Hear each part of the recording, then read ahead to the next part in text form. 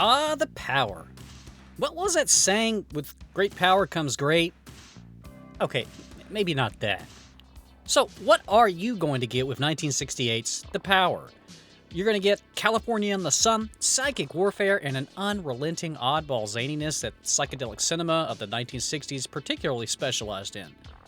But it's something only The Power failed so spectacularly well with. You're going to get all of this, plus tons of unprompted, repeated, graphic footage of Hungary's favorite homegrown hammered dulcimer instrument, the cymbalum. Everyone knows the cymbalum, everyone loves the cymbalum. No, I'm serious. Not even a minute into the movie, The Power literally turns into a cymbalum concert, showcasing some guy doing a wicked gypsy solo on the cymbalum. It comes and goes without any explanation. It frankly doesn't care how you feel about it, but perhaps it's intended to be a sign that this movie, The Power, is not just another stuffy guy in a suit conspiracy potboiler like so many other films. Maybe it's something more. When it's not doing things like this, The Power is about George Tanner, a biologist at the Committee on Human Endurance. You see, the committee is a quasi-black site for NASA experimentation during the space race. They're doing experiments that explore the theoretical limits of the human ability to handle pain. And hey, does it smell like sauerkraut in here to you? Do you smell that? It's here that Tanner and his assorted scientist associates gather for what looks like an ancient teams meeting or something. What's this meeting about? Well, it looks like they're canceling work from home. What the fuck? Oh, sorry. What's the next thing down? Oh yeah, somebody on the team has anonymously tested positive for being a superhuman. So what? Chad in accounting said he was a god last week. That's nothing. Okay, and this superhuman is hiding in the telekinetic closet. No one knows who it is.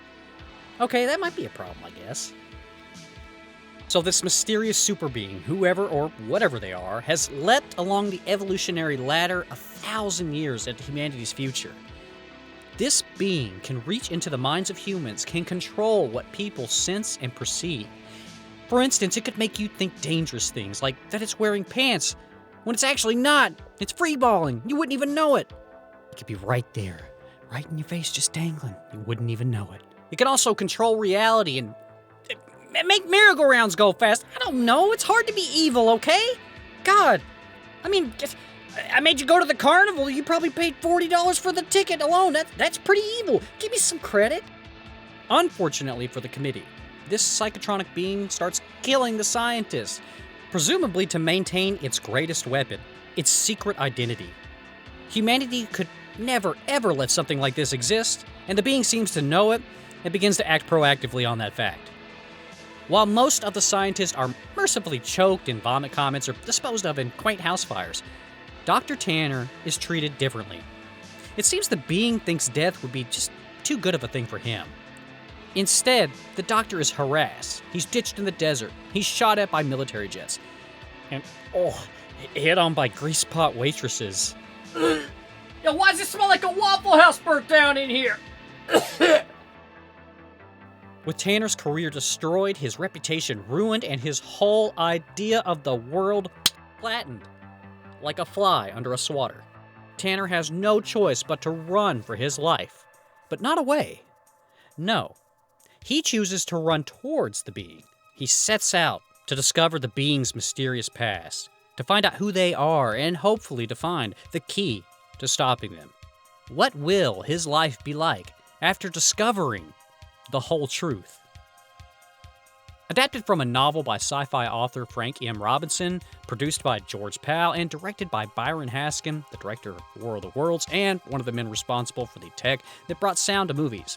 The Power may have been Haskin's last movie, but it might also have been his attempt at bringing psychedelic insanity and controversy to mainstream film. At any cost. That's right, there was a price. The plot twist and reveals essential to the mystery genre that The Power inhabits are either predictable or they're just absolutely frustrating. Here in The Power, characters can simply have their memory wiped if they are asked to reveal, hey, who was here at this time when all the bad stuff happened? They're just going to say, I don't know, my mind's been wiped. It's supremely unsatisfying, and they keep doing it. It's great. Thank you. Sometimes it's not even a sci-fi psychic trick used to hand-wave story issues away. Sometimes the movie just expects you to know that somebody was just faking something. Most baffling, scenes that explain how and why important characters were missing from important events in the movie, such as somebody fighting to the death with someone and you're wondering like, hey, that other person that was helping them would be really handy right now. Where are they at? Well, they're going to show up later just all of a sudden in a scene and say, oh, I was tied up somewhere. But we never saw that scene. I watched this movie and I was like, wait, pause, wait a second. Huh? Tied up? Where were you tied up at? I don't remember seeing that scene. And I knew that I hadn't seen what they were talking about. Was my mind being wiped too? Am I also a victim of the being? Well, my research showed that there are photos of the scenes of this person tied up online. So I'm just left concluding it must have been sloppily cut from the movie. It was there, and they said it's not important to show a woman tied up in our 60s movie, which is a weird choice because it's the 60s. Now, a lot of people were tied up there. Anyway, these issues, they tear away the mystery overcoat that the Power is wearing, if you will. And they reveal that underneath it is not one single serious noir thriller, but actually 3 things riding on each other's shoulders. And those things are oddball non sequiturs, choice special effects feats, and a fearless daring to be absolutely weird. Do you want to see a 60s mixed race and mixed age dance party with a stripper making out with a corpse? Done. Want to see nerds getting tortured with KFC chicken cookers? Done. Want to see prime dementia humor as grandma goes absolutely apeshit with a fly swatter and attacks the film's hero? Done. Want to see a person's face melt while a skeleton just spins around in space up above you like the world's worst, or maybe best, indoor skydiving experience? Woo! Done, done, done! The Power fails to be a conspiracy thriller, but it excels as something crazy.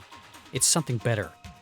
Released in a year, 1968, that many consider to be the most socially, politically, and pop culturally volatile time in America's history up until recent times, The Power's tumultuous nature exemplifies the decade of the 60s that was all about change, breaking boundaries, experiencing new ideas, and the power of opposites mingling.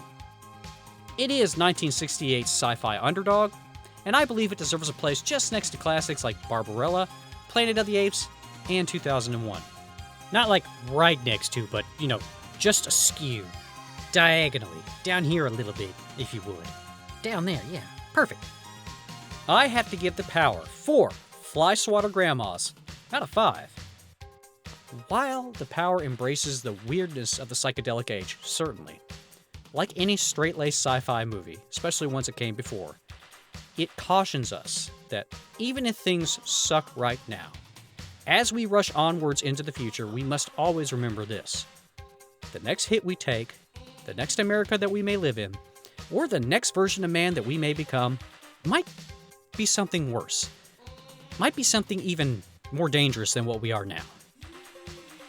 And while that's kind of scary, you shouldn't let that stop you. You should just try to be better than the person you were before.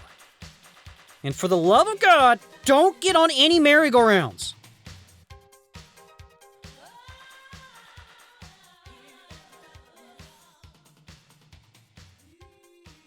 Speaking of, did you want to know the secret of power?